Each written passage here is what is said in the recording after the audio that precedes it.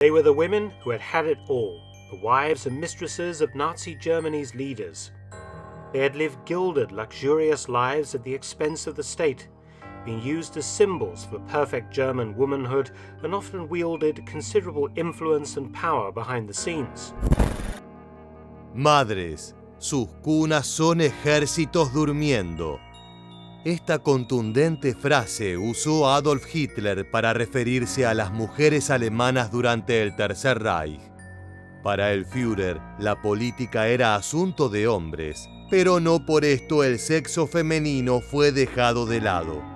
De ellas era la responsabilidad de criar al futuro germano, que sobreviviría, según las propias palabras del líder, por 1000 años. Las esposas de los jerarcas nazis eran las que tenían la mayor responsabilidad y no podían desviarse de su rol asignado. De poseer protestas al respecto, supieron mantenerlas en silencio. Pero ya todos sabemos que el imperio eterno con el que soñaba Hitler murió junto con él. ¿Qué le sucedió entonces a estas mujeres luego de la abrupta caída alemana? Hoy en este nuevo episodio de Historia Militar, te contaremos todo sobre el destino de las esposas nazis luego de la Segunda Guerra Mundial.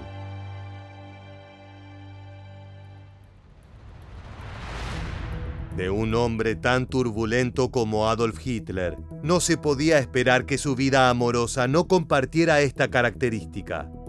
Si bien se lo involucró con muchas mujeres, la única relación amorosa de la que se tienen evidencias certeras fue la que tuvo con Eva Braun.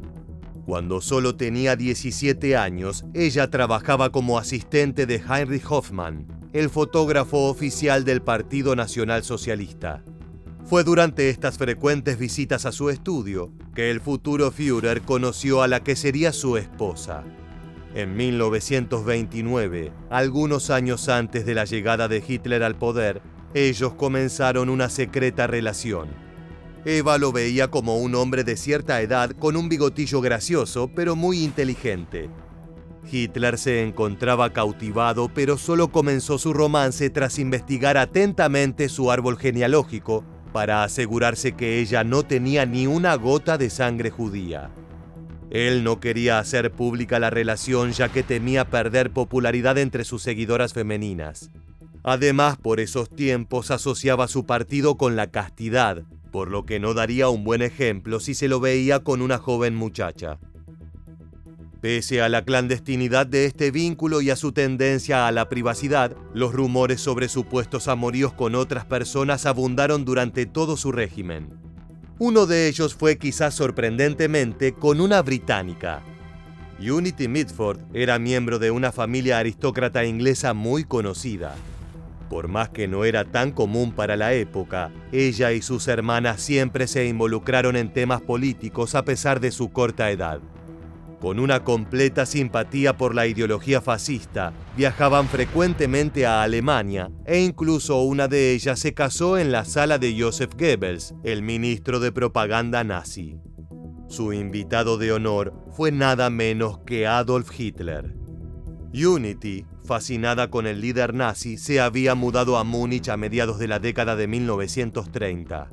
Después de varios intentos pudo coincidir en una reunión con el Führer. Inmediatamente cayó presa de su carisma. Su objetivo en la vida se había convertido en acercarse a él.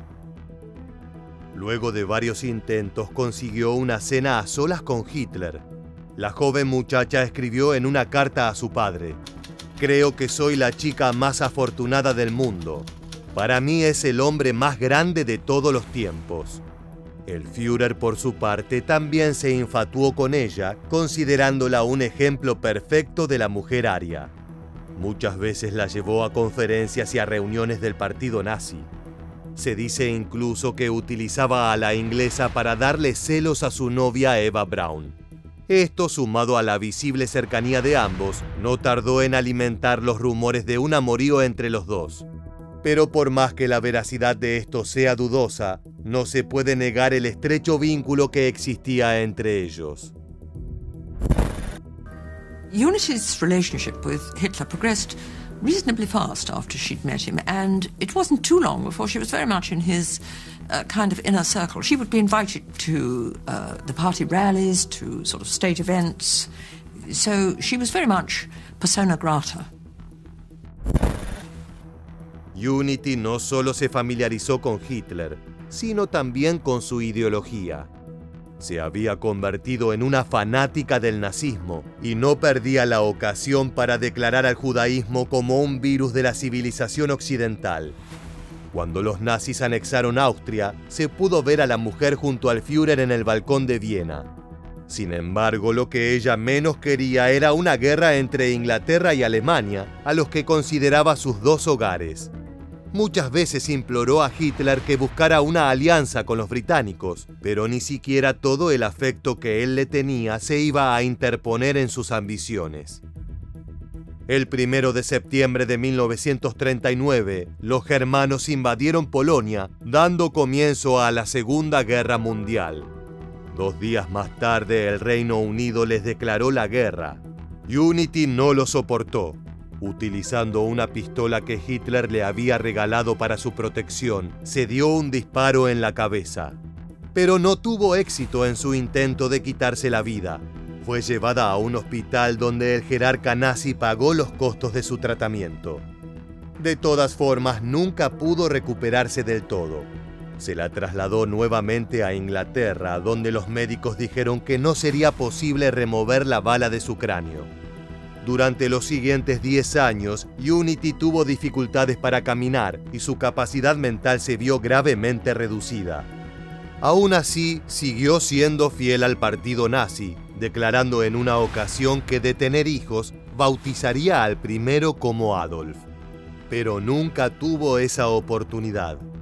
En mayo de 1948 murió por una meningitis causada por la bala aún presente en su cabeza. Como se dijo, siempre existieron rumores de una relación amorosa con Adolf Hitler.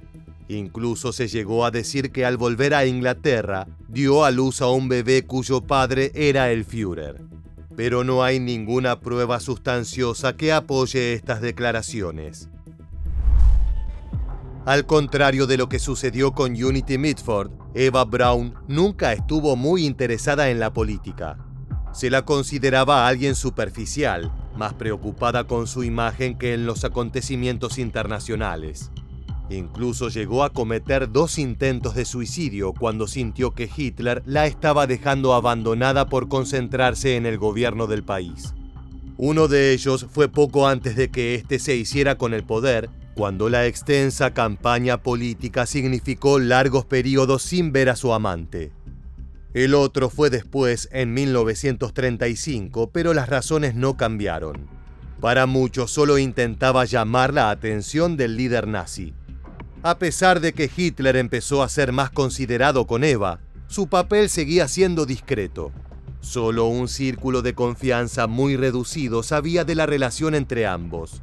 Se podría decir que ella vivía a la sombra del Führer, pero esto no significaba que no contara con una gran influencia sobre él. En 1943, Alemania declaró que pasaría a tener una economía de guerra total. Esto significaba que los productos considerados no vitales para el esfuerzo bélico dejarían de producirse. Al caer Braun en la cuenta de que ya no tendría acceso a cosméticos y a otros productos de lujo, protestó ante Hitler. El Führer decidió ralentizar la producción en lugar de prohibirla completamente.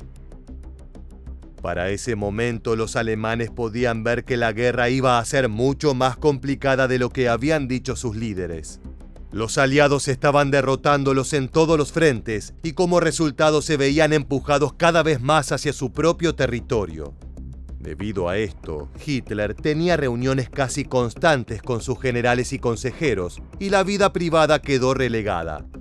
Eva Braun, recluida en su casa ubicada en las montañas de Baviera, se sentía sola y abandonada. Ich würde sagen, nach dem, was ich heute weiß, Por lo que sé hoy, diría que era bastante depresiva. Siempre tuvo que disimular esa depresión con deporte, con ropa. Siempre necesitaba distraerse de sus penas, pero nadie se enteró de ello en la vida cotidiana. Sin embargo, cuando los soviéticos arrinconaron a los nazis en Berlín en abril de 1945, Eva no dudó en volar hacia allí para estar con su amante. Cuando Hitler por fin aceptó que no había chances de victoria y decidió poner fin a su vida, Braun quiso compartir ese destino. Previo a ello, en la noche del 29 de abril se casaron, pero su matrimonio duró menos de 40 horas.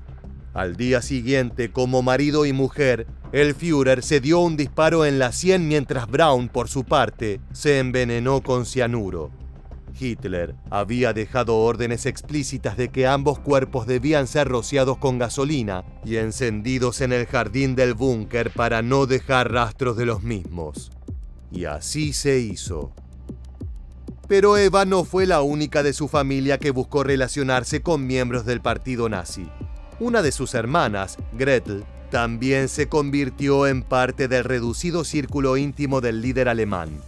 Ella consiguió un trabajo como asistente de Heinrich Hoffmann gracias a la influencia de Eva.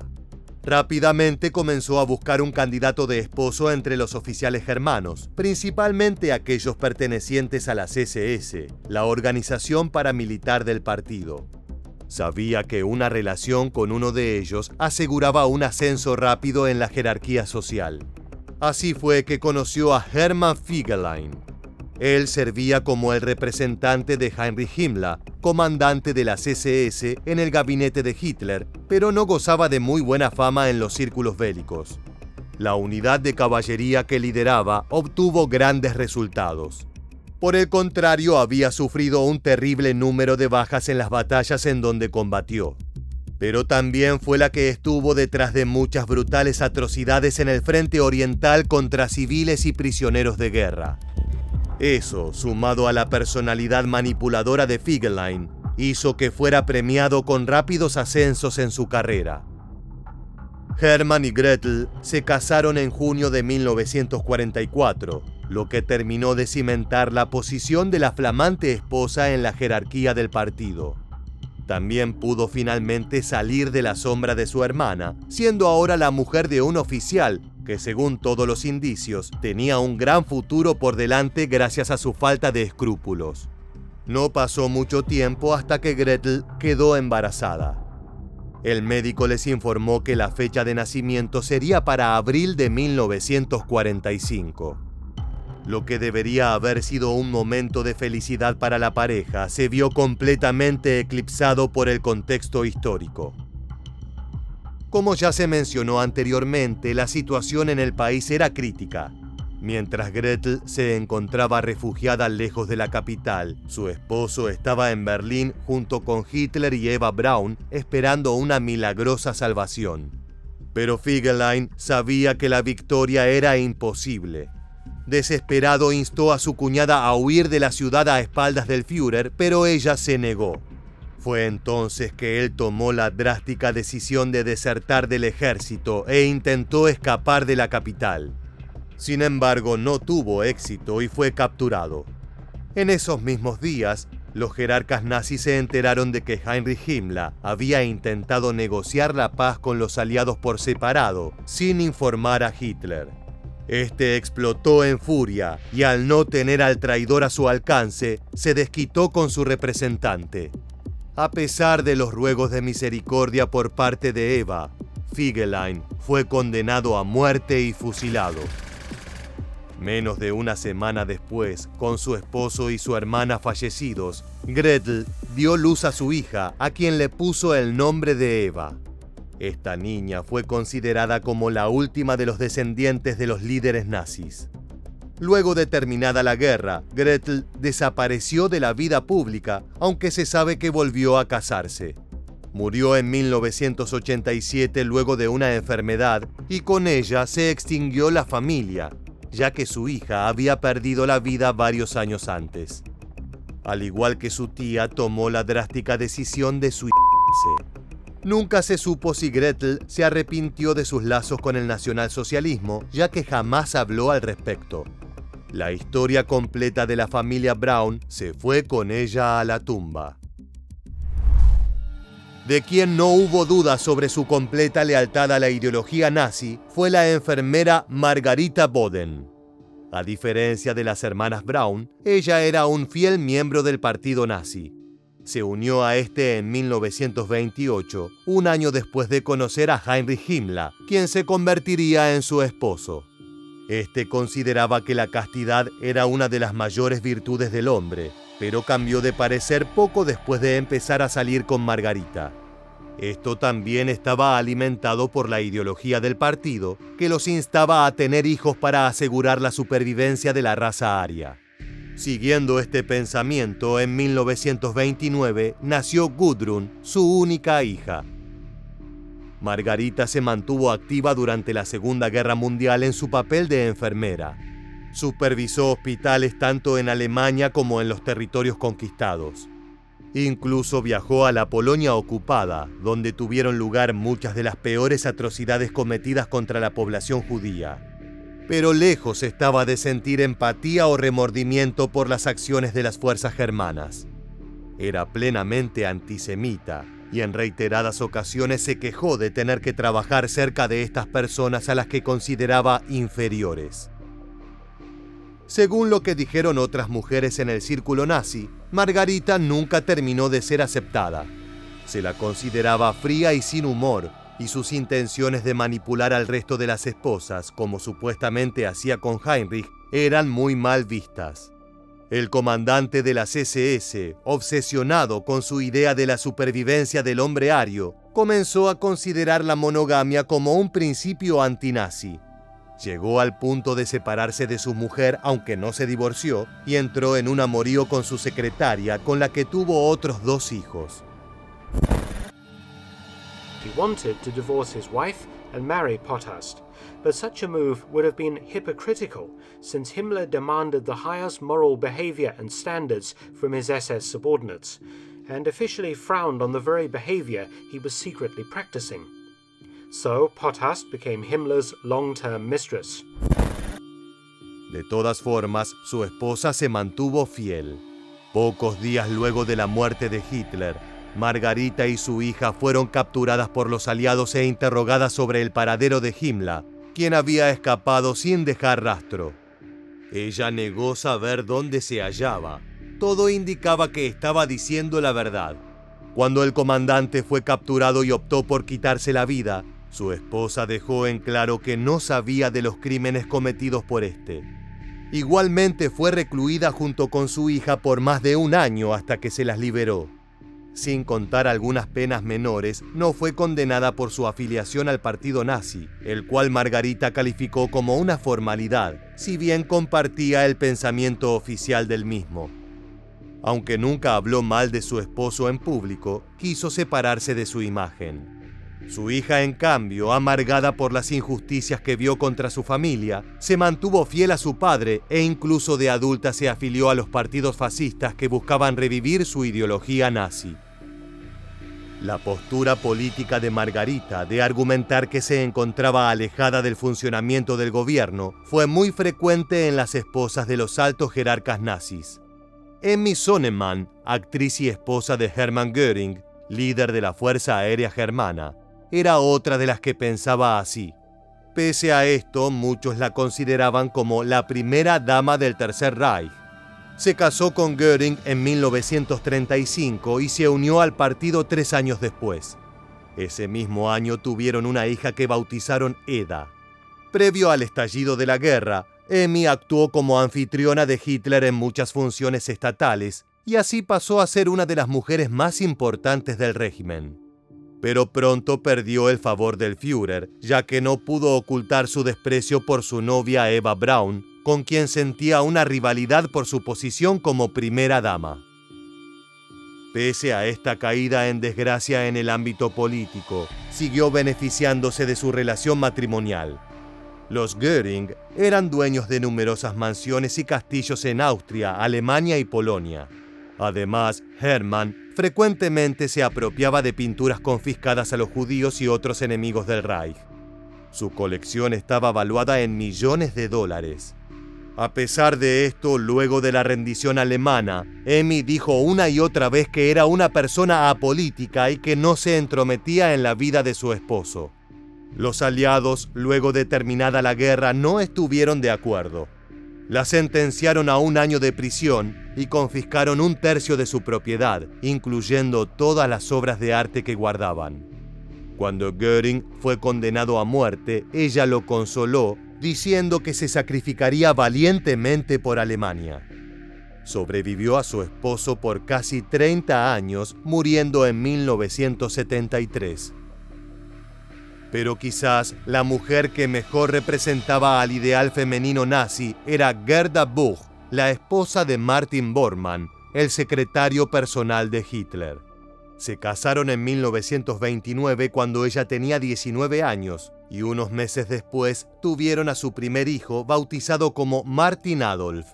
El niño, rubio y de ojos claros, comenzó a ser visto como el heredero del Reich, quien debería seguir los pasos del Führer. A su madre se le encomendó la tarea exclusiva de su crianza para lograrlo. Si bien esto se correspondía más a los deseos de su padre, Gerda, para no contradecirlo, no mostró ninguna oposición. Ella, de todos modos, también le profesaba una lealtad ciega al líder. La joven, siguiendo fervientemente la ideología nazi, cumplió su rol de ser madre para propagar la raza aria. Tuvo 9 hijos más, convirtiéndose en una de las mujeres más prolíficas del partido, llegando incluso a ser premiada por esto. Ni siquiera cuando Martin Bormann se vinculó en un amorío con una famosa actriz, ella dejó de ser fiel a él y a Hitler, a quien veía como incapaz de cometer errores. Gerda, a tall woman who towered over her husband, was often humiliated by him in front of guests, while in private, Bormann behaved in a loving and sentimental manner. She supported the idea of something called parallel marriages, so a man could produce more offspring for Hitler, and tolerated his affairs accordingly. Gerda mantuvo esta opinión hasta la caída de Alemania en 1945. 1 año después murió de cáncer en una prisión italiana. 9 de sus 10 hijos la sobrevivieron. La mayoría de ellos rechazó la ideología nazi, incluso Martin Adolf, el supuesto heredero del Reich. En general, Gerda no es considerada como una nazi acérrima como lo fueron otras de las esposas. En cambio, se la cuenta como una víctima que no fue capaz de discernir con quiénes se estaba relacionando. Para los hombres nazis, sus esposas tenían en general un rol accesorio. Si bien hubo afecto verdadero en algunas de estas relaciones, muy frecuentemente no se les permitía participar en cuestiones de Estado. Sus funciones eran criar al futuro del partido alemán y no mucho más. Gran parte de ellas, aunque no eran fanáticas del nazismo, nunca fueron capaces de condenar las acciones de sus esposos. Ya sea por amor, fidelidad o adoctrinamiento, defendieron al Tercer Reich y sus brutalidades hasta su muerte. Llegamos al final del video y queremos preguntarte, ¿crees que estas mujeres deberían haber sido juzgadas más duramente? No olvides dejar tu respuesta en la casilla de comentarios y suscríbete a nuestro canal para conocer muchos más sucesos militares que dejaron su huella en la historia.